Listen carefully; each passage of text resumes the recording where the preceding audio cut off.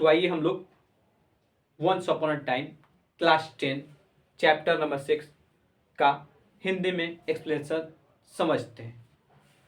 तो सबसे पहले हम लोग राइटर के बारे में समझेंगे, उसका इंट्रोडक्शन समझेंगे राइटर का। ठीक है, राइटर का मृत्यु कब हुआ था, राइटर का डेथ कब हुआ था, राइटर क्या बता रही है, इसके बारे में वंस अपॉन अ टाइम है क्या, इसके बारे में मैं आप लोगों को मैं बताऊंगा। ओके, तो बोला क्या है अबाउट राइटर ऑर्थर। अबाउट मतलब होता है के बारे में, राइटर या ऑर्थर बड़े ये बात आपका बराबर है, मतलब समान है। समान तौर पे राइटर बोले या ऑर्थर बोले, ये आप लोग दोनों में से कोई एक नाम बोल सकते हैं। तो इनका राइटर जो थी उनका नेम क्या था, तो नेम का था टॉरी मॉरिसन। इनका जन्म हुआ था, बॉर्न मतलब होता है जन्म, तो जन्म कब हुआ था 18 फरवरी 1931 को इनका जन्म हुआ था। इनका मृत्यु कब हुआ था, तो 5 अगस्त 2019 का इनका मृत्यु हुआ था।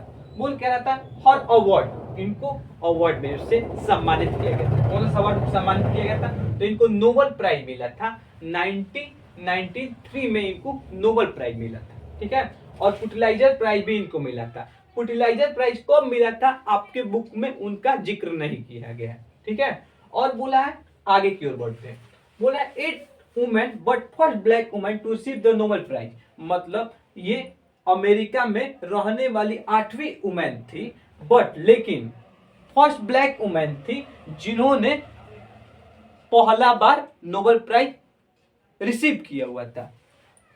She also won Pulitzer prize for the story. इनको पुटिलाइजर प्राइज भी मिला था, किसके लिए मिला था, तो इनके स्टोरी के लिए मिला था। ओके, उम्मीद करता हूं यहां तक आपको समझ में आया होगा। हर 7th and most recent novel paradise was publish early in 1998। मतलब इनका जो 7वां और फिलहाल का जो नोवेल है जिसका नाम है पैराडाइसिस, वो पब्लिश हुआ था। कब पब्लिश हुआ था, तो फिलहाल में अर्ली 1998 में इनका जो पैराडाइसिस जो नोवेल है वो आपका पब्लिश हुआ था। आइए आगे बढ़ते हैं। बोल क्या रहा है, हर speech once upon a time exhibit. जो हर स्पीच था, उनका स्पीच था, कौन स्पीच था, तो वंस अपॉन अ टाइम। ठीक है, एग्जिबिट मतलब होता है बताना। क्या बताता है, how the proper uses of language could bring. मतलब अगर प्रॉपर सही से अगर कोई लैंग्वेज का यूज करते हैं तो वो लाता है, क्या लाता है, अबाउट चेंजेस, बदलाव लाता है, और बिग रिवोल्यूशन लाता है इन द वर्ल्ड, संसार में। ओके, तो अगर आप सही ढंग से कोई भी लैंग्वेज का यूज कीजिएगा तो आपके लाइफ में बहुत ज्यादा चेंजिंग और बिग रिवोल्यूशन लाएगा आपके लाइफ में। उम्मीद करता हूं यहां तक आपको समझ में आया होगा। इससे पहले मैंने आपको राइटर के बारे में बताया हुआ है, राइटर के बारे में मैंने जिक्र की हुई है। आते हैं हिंदी में, उसका अनुवाद करते हैं। बोला कह रहा है वंस अपॉन अ टाइम एक समय की बात है। ठीक है, वंस अपॉन अ टाइम मतलब होता है एक समय की बात है। There was an old black American woman. एक समय की बात है, एक ओल्ड ब्लैक अमेरिकन वुमन रहती थी। ठीक है, सी वॉज ब्लाइंड बस वाइट। वो अंधी थी लेकिन वो काफी ज्यादा बुद्धिमान थी। ठीक है, बोल कह रहा है she lives alone in small house outside the town. मतलब वो रहती थी अकेले, कहाँ रहती थी, इन अ स्मॉल हाउस, छोटे से घर में, आउटसाइड, जो कि टाउन से काफी ज्यादा आउटसाइड एरिया में था।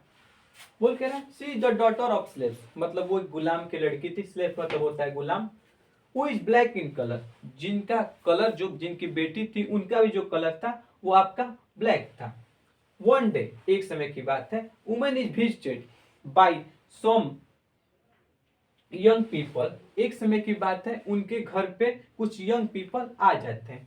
Who seem bent on disapproving her chair voices. उनको गलत दृष्टि जताने के लिए वो जो औरत है आपका क्या है, मतलब गलत साबित करने के लिए उनको आ जाते हैं। क्या गलत साबित करने, showing her of for the fraud they believe seat. मतलब उन पे, औरत पे काफी आसपास के जो क्षेत्र पे एरिया है उनका नाम काफी ज्यादा विख्यात था और लोग उनको बुद्धिमान के दृष्टि से देखते थे।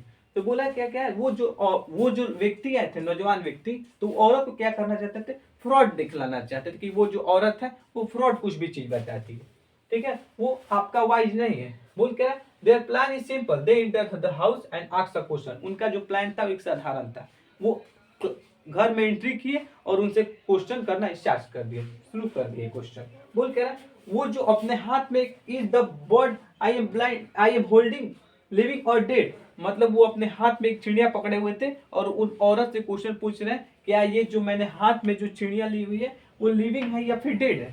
But she does not their know their colour gender and homeland, लेकिन उनका वो ना ही कलर जानती थी, ना ही जेंडर जानती थी, ना ही आपका होमलैंड जानती थी। ओके, उम्मीद करता हूं यहां तक आपको समझ में आया होगा।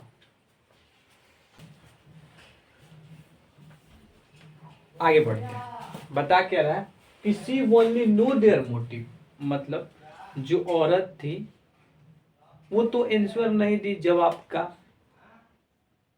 कि वो जो बर्ड है वो जिंदा है या फिर मृत आपका मर गई है।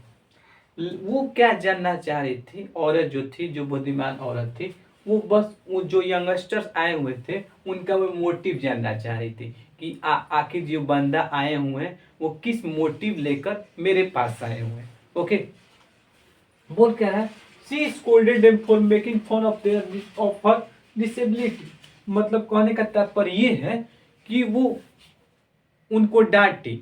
डांटी क्यों, क्योंकि वे लोग क्या करते थे, उनका फन बनाते थे डिसेबिलिटी का, मतलब उनको दिखता नहीं था तो जो यंगस्टर आए थे उनका मजाक बनाते थे, तो इसलिए उन्होंने जो महिला थी, वुमेन जो थी, उन्होंने डांटा उन लोगों को। ओके, आइए आगे समझते हैं। बोल कह रहा है इन अदर वर्ड वे में, इन अदर वे में बोल सकते हैं, बोल the blind women scolded the young people for killing the language, मतलब यहाँ पे आपका स्पीच में आपका एक सही ढंग से, एक सही तरीके से आपका मतलब पूरा निष्कर्ष निकाल कर नहीं बता सकता है।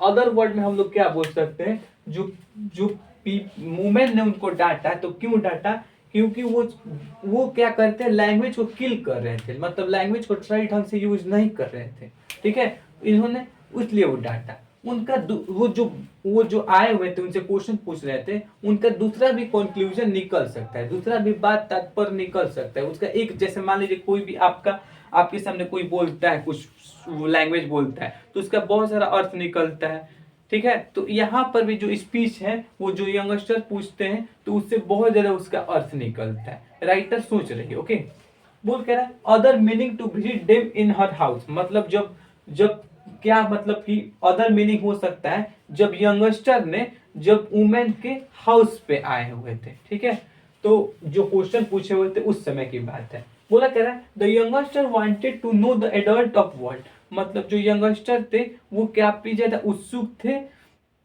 मतलब कि एडल्ट का जो आपका वर्ल्ड, एडल्ट जो है उनका जो संसार में क्या क्या उनकी घटनाएं होती उनके बारे में वो लोग जानना चाह रहे थे। इनका दूसरा भी अर्थ हो सकता है, या फिर और इनका कुछ और दूसरा भी वर्ड हो सकता है, मतलब कोई भी एक लैंग्वेज होता है उसका बहुत जैसे वर्ड होता है, तो यहाँ पर भी आपका बहुत सारा वर्ड बताया। बोला क्या है, the youngster wanted to understand the life of women so that they could understand the life of a man, मतलब क्या जो यंगस्टर थे वो क्या जानना चाहते थे, आपका जो वुमेन की लाइफ होती है वो लाइफ में उनका कैसे व्यतीत होता है, ठीक है, वही लोग जानना चाहते हैं, ठीक है। बोला क्या, अंडरस्टैंड, देखिए यहाँ बोला understand the life of women, मतलब जो यंगस्टर आए हुए थे वो समझना चाह रहे थे जो लाइफ होती है यंगस्टर जो वुमेन की, एडल्ट वुमेन की, वो कैसे व्यतीत होती है। आगे देखते हैं, बोला क्या, at the end of the conclusion of the speech indicate how to use the language properly and effectively, मतलब जो कंक्लूजन एट लास्ट में ये बताता है कि हम लोग कहीं सही तरीके से, सही ढंग से हम लोग लैंग्वेज का कैसे, मतलब कि प्रॉपर तरह से और इफेक्टिवली तरह से हम लोग लैंग्वेज का प्रयोग करते हैं। उम्मीद करता हूं आपको समझ में आया होगा और जल्दी आपके सामने मैं ऑब्जेक्टिव लेकर आऊंगा। ओके, धन्यवाद।